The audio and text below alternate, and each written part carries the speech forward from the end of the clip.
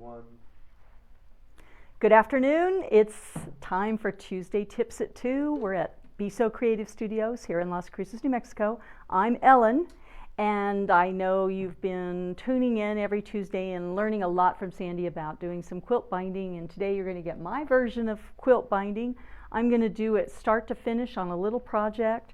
This is actually a little project we've been learning on the Solaris sewing machine and embroidery machine. It's a little wall hanging called the Elegant Evergreen, and this is a finished one.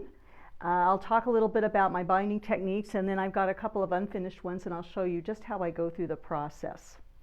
So when you think about binding, you think about your finished project, you have two choices for your binding when you're putting it on. You can either sew your binding to the front, turn it to the back, and then tack it down on the back somehow. Or you can sew your binding to the back, flip it over and turn it to the front and tack it down on the front somehow. So if you look closely at this one, you can see which one did I do. Well, on this one, since I have the top stitching, I tacked on the front, so that means I sewed it to the back.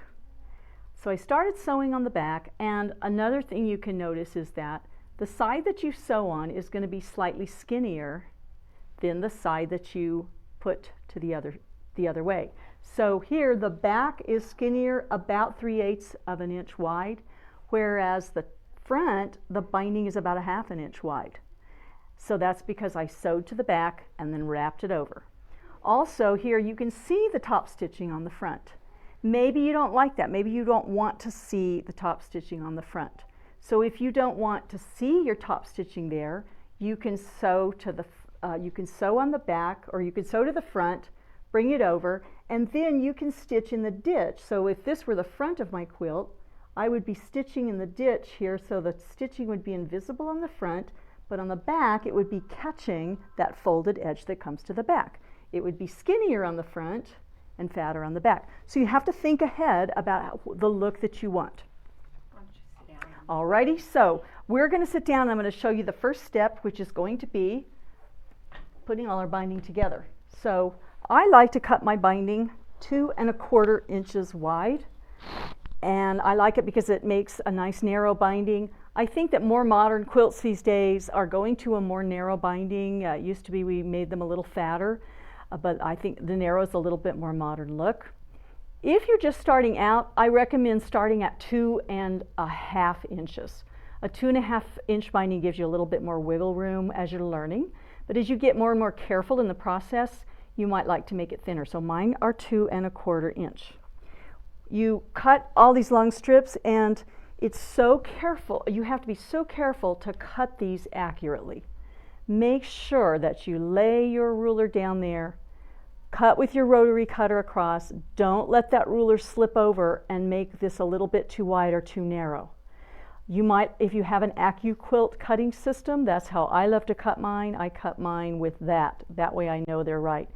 Always buy a little extra fabric for your binding. That way if you do accidentally veer off and cut one a little wide or a little narrow, you have extra and you can cut good strips. But a good binding starts with cutting this very accurately. So I'm going to start, I think of a map when I'm making binding, putting binding on. And I start with a piece of fabric right side up, and I lay it west to east. So west, east, and now I take another piece and right sides together. So this one will be right side down, and this one I think of going north to south. And I'm going to make sure that it makes a good T, and you can see I haven't cut away my selvage edges. I don't need to, because I'm going to cut them away after I sew it, but I just want to make sure that I get exactly a perpendicular fold there, that it's laid across perpendicular. And now I'm thinking in my head, I want to sew from Seattle to Miami, because I'm thinking of that map again. So I want to start sewing at Seattle, and I want to end up at Miami. And so I'm going to turn this so that I've got corner to corner. Now at home, put your dual feet on. Thank you. Becky's reminding me to put my dual feed down because I'm on the Bernina 590 today and I've got my 37D foot. So she's reminding me to put my dual feed. Thank you, Becky.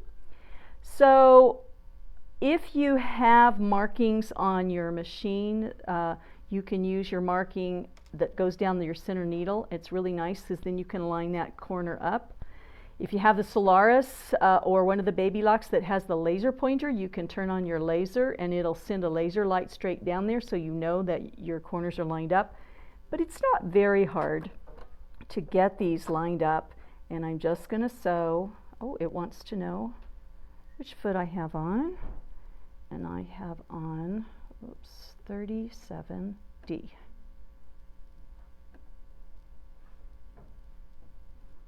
Oh, is it happy? No? There we go. I know, but it's letting me sew, so okay. All right, so here I go, corner to corner.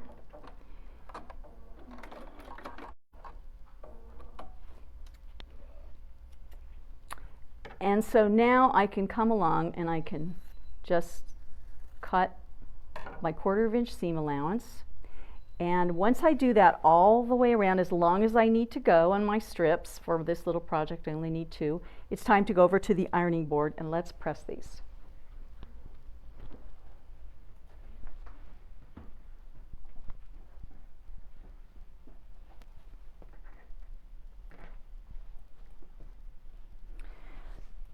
So I will want to take each of these little unions here, joints, and I'm going to open the seams.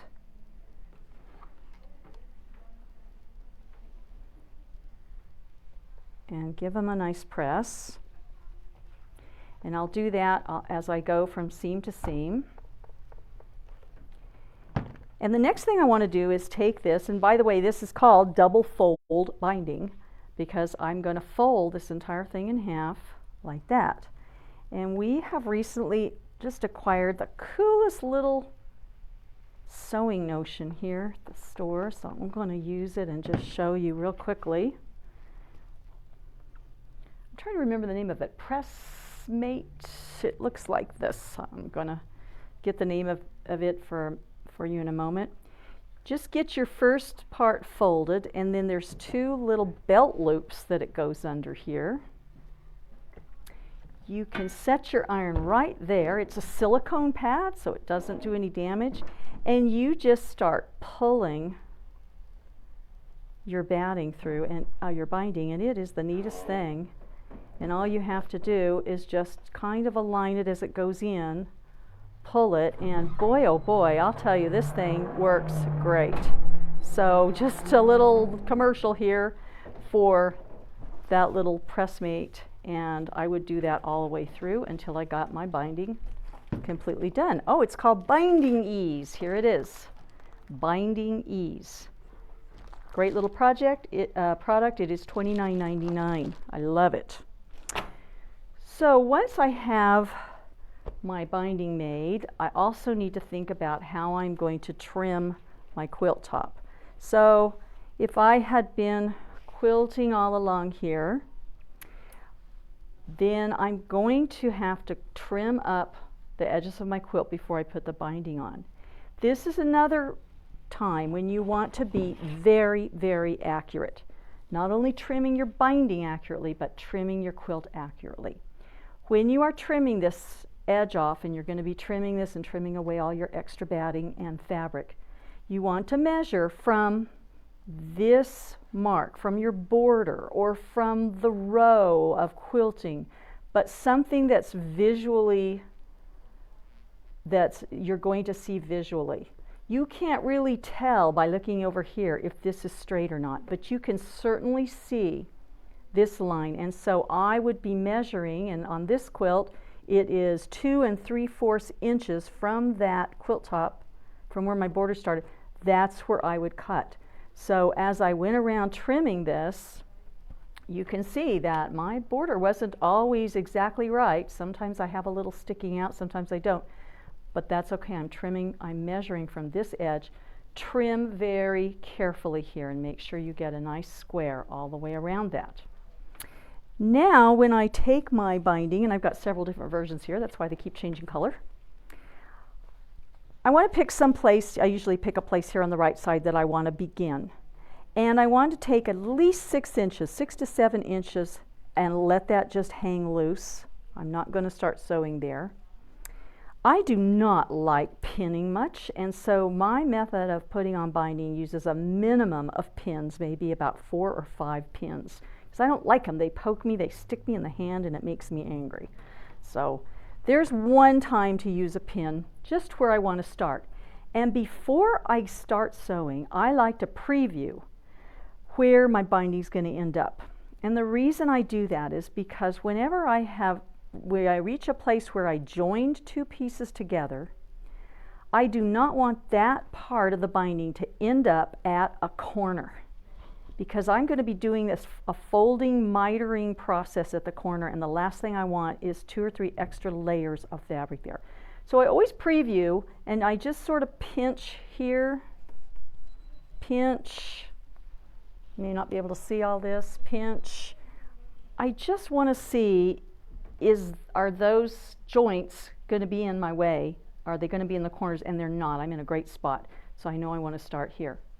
So it's time now to go over to the machine. I am going to be sewing, aligning this very accurately cut binding with my very accurately cut quilt, and I'm going to lay it over, and I'm going to use a walking foot, because you've got all the layers now to deal with. You need either a walking foot, or to engage your dual feed, or to use your what do we call it on the Solaris? Dual feed foot, it's called on the Solaris. Dual feed, or dual feed foot on the Bernina, or a walking foot.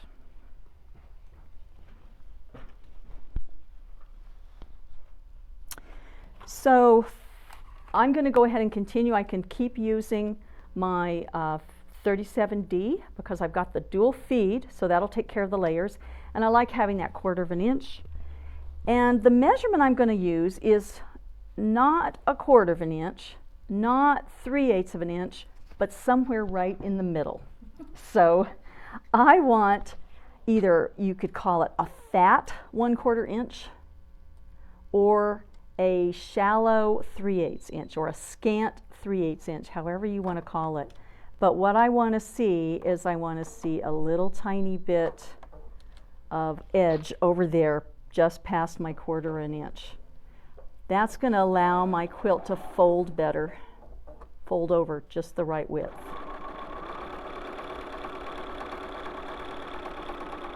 So whatever that measurement is that you are calling it a fat 1/4, you want to come down to the corner, and you're going to stop the sewing that distance from this edge of the fabric. Now I've tried all kinds of ways to figure that out. I've measured this and put a pin in it. There are markings on your presser foot. There's a mark right there to tell me I'm a 1/4 of an inch away from the needle. But honestly, I can never really see, unless you are right on top of the needle. It's hard to tell if you're there. So all I do, I just get close. I have my needle sunk down in, and then I just turn this and see if I'm in the same spot coming on this way, and I am. I'm just where I want to be. If I'm not, I go back and do 1 extra stitch, and then I turn back until I get it right there. So now, as I turn the corner, the first thing I'm going to do is back off. I'm going to use my reverse, back off to the back of the stitch. And so now I have just sewn right up to that fat 1/4. So here's the mitering process that we're going to do at every corner. We're going to fold this up so that it forms a 45-degree angle right here, right into the corner. Then I'm going to fold it back down on that previous fold so that it aligns with the new edge that I'm going to sew. And right up here, this little fold should be aligned with the top of the quilt, plus a little extra. Just let it have the tiniest bit of padding up there. Don't make it too skinny. And now I can start and sew right back on to that side and it didn't quite catch the dual feed, so I'm going to help it along a little bit here. Sometimes that dual feed needs some fabric under it to sort of catch that toe. So a walking foot kind of works better in something like this, but as long as you finally get it caught there. And so here I go back now down this side.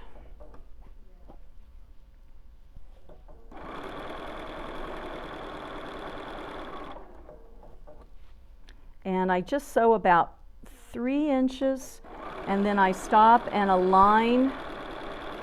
And you notice I'm not using pins because I don't like using pins, and you don't really need to. So I'm not using any, I'm just sewing carefully, aligning it.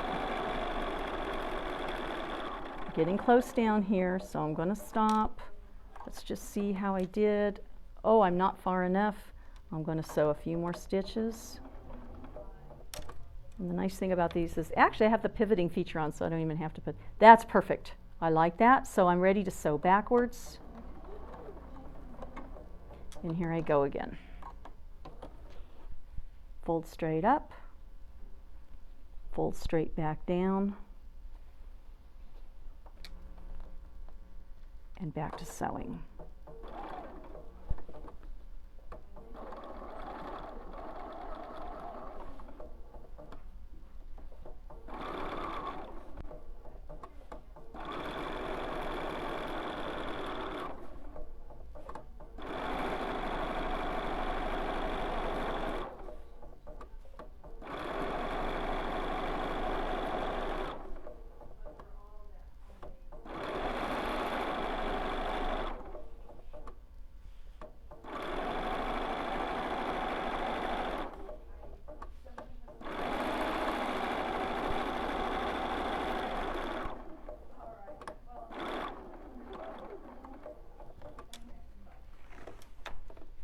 Get pretty good at guessing that measurement.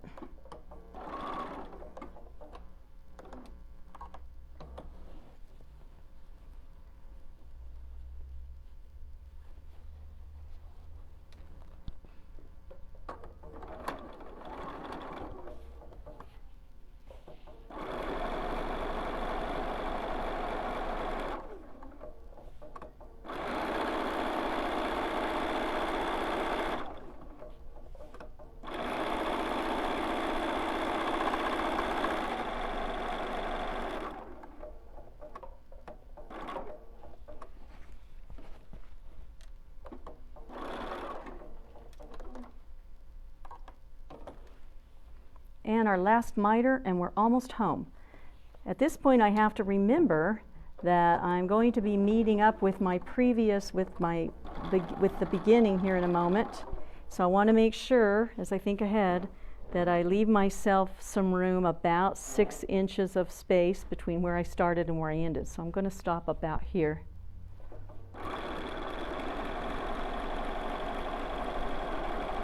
It's always better to give yourself more room than less room. Less room makes you really frustrated. More room doesn't make any difference. And I'm done.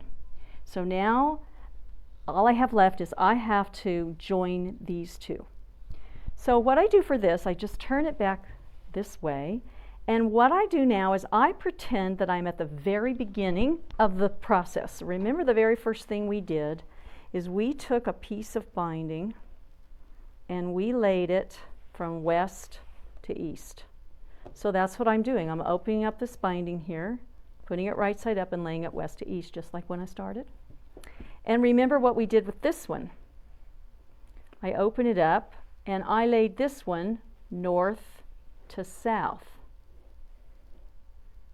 So if you think back of the way we started, it's exactly like we started. Now do be careful as you open these up that you open them the same way. You want to make sure that they're lined up.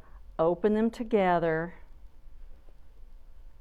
and fold them out together just so one doesn't get twisted or turned.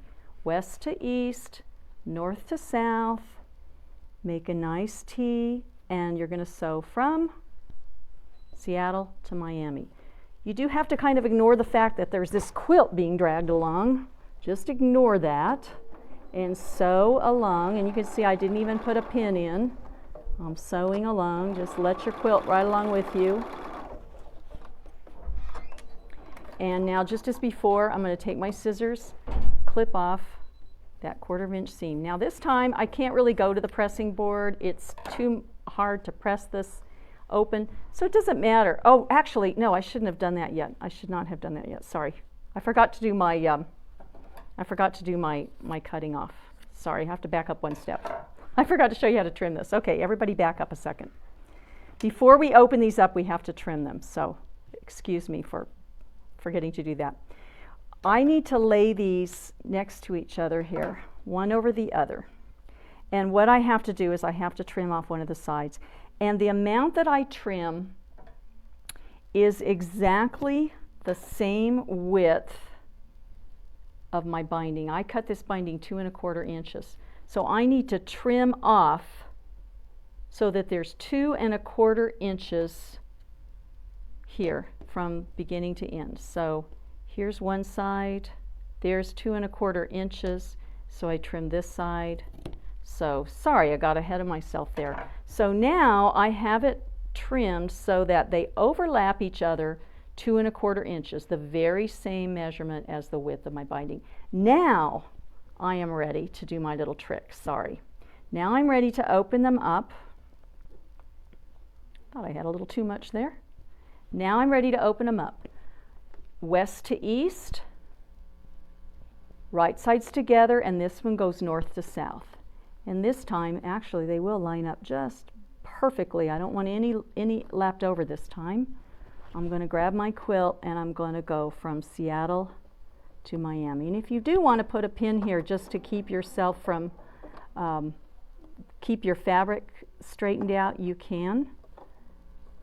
But I'm kind of lazy, so I don't like to pin. So I'm going to go from corner to corner. I'm going a little quickly here to show you. So, and there I have my finished one. So now before I trim, I always kind of check it to see, and there you can see that it's just amazing how it ends up being just the right amount to go in there. So here's where you can trim this 1/4 inch. You can finger press this open, as I said before, and kind of encourage it to fold up on itself. And then you can come back here and you can sew this the rest of the way to get that little part that's open. And you'll then have a continuous amount. So now it's time to go to the pressing board again, and we're going to be pressing all of these open.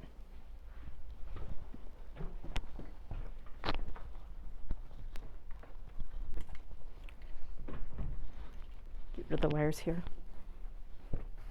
So I hope my iron's hot again. So the pressing here is what I do to keep myself from having to use pins.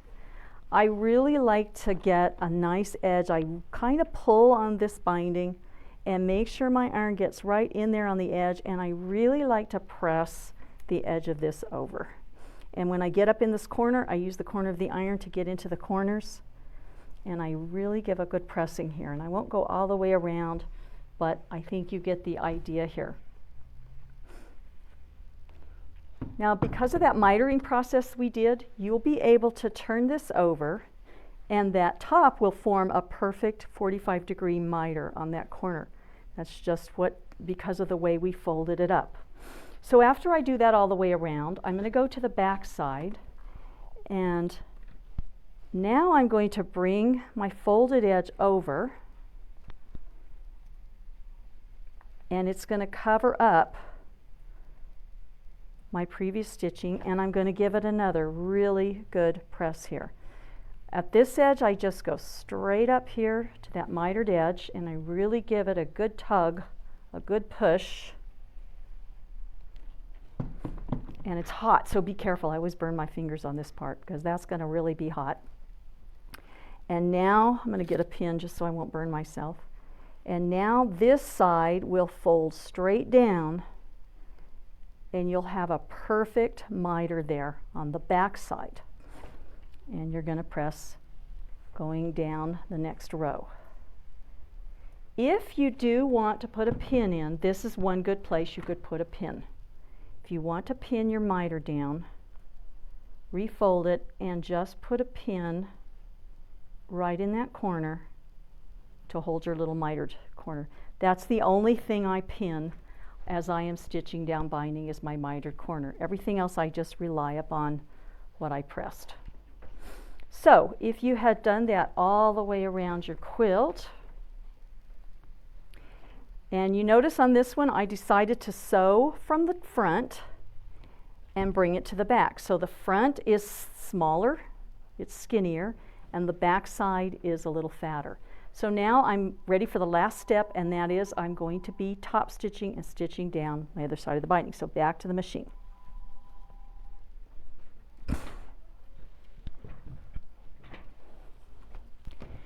So in order to top stitch this down, since I sewed from the front, I'm going to be wanting to be stitching right in the ditch here. So I'll probably use a thread that matches my fabric, not my binding, that matches my quilt border, not my binding. In this case, the green would work in either one. But I would get something dark to match my border. And I like to use, you need a dual feed or a walking foot still. But if you have a walking foot that has a blade in the middle, like a number 10 Bernina foot is a stitch in the ditch foot, it works perfectly. But I couldn't find one today, but this is also a great foot to use. This is a 20D, it's an open-toed embroidery foot. It's a D, so I can use the dual feed. But I like it because the toe is open and I can see exactly where my needle's going to be. And I can also align the edge of my binding right with that toe. So it gives me something visual to line up with. So I'm going to line that right with the toe of my foot. Put your dual feet on. And put my dual feet on. Thank you, Becky. I am out of the habit here. You can do either one if you want to. Actually, I probably would rather align the toe with this left toe here. And now, no, I don't want to do that because I'm going to stitch in the ditch. I would do that the other way around. Okay, I'm going to line it with the right toe. And now I want to set my needle so that it's right there in the ditch. So I'm going to come over here and get my needle position, however you do on your machine. I'm setting that over there as far as it will go because I want my needle to bury right in that ditch. I don't want it to get any of my binding. I just want it to be right in the ditch there, right on the edge. And so I can use my open toe there to guide me right along. Again, if you had a 10D, you would have the blade of your 10D going there and you would have your needle moved over maybe just one position. And then, by the way, for those of you doing it on the baby lock, if you use the baby lock dual feed foot, I use it here. I use the little hole right here, the slit, and I move my needle. Well, I actually have my needle right in the center, and I just use the center mark there. So anyway, there's a lot of different tools to do this. But what I am doing is stitching right in that ditch. Now, when I get to the corner, I'll show you my little corner technique. It's nice here because you can also see right where your needle's going. When I get to the corner, I do make sure that I get all the way in. I'm going to take my pin out. As long as my foot is holding that down, I can take it out. And I don't mind if mine goes one stitch into the binding. I think it helps it. I go one stitch into the binding and then one stitch back out, and then I turn it and I start heading down the next row. Okay, now before we end today, I just want to show you what would you do if you decided to go ahead and sew your binding the other way. So there you can see I've stitched right in the ditch, made my corner turn, and on the back you'll see a little bit of stitching that's there to hold down your binding. Now if you want to do it the other way, which means if this were the top of my quilt, so I had sewn to the back of my quilt and brought my binding to the top, so for a moment we'll just pretend like this is the top of my quilt, then I would choose a thread color that's the same color as my binding, because this thread is going to show on my binding. And for this, I would align my binding edge with the left toe. I would set my needle over so that it is just on the edge, maybe 1 or 2 millimeters to the edge, and you can decide how close to the edge you want to be. And I would top stitch, because this is going to show on the top of my quilt. I would top stitch this down, and I kind of prefer this method because I feel like I have complete control over how the top of my quilt looks. But here you can see that I just did a little top stitching, and then on the back it would be sewing a little kind of an edge stitch right along. Of course, this would be my backing, so I wouldn't care. I'd probably pick a bobbin thread that matched this back here, and that way I would have top stitching on the front of my quilt. So you can either do the stitch in the ditch from the top and catch the bottom, or you can top stitch on the top and it won't show on the back either. So there's 2 methods. So probably the thing I would emphasize the most is cut accurately, fold and iron very accurately, stitch very accurately, consistently, and then press very accurately, and then get an accurate foot that gives you complete control over right where that stitch is going, and you will end up with binding that is beautiful and that you'll be very, very proud of. So thanks everybody for watching, and send us your pictures of your binding and also questions. We'll be happy to answer your questions if you have them. Everybody have a lovely day.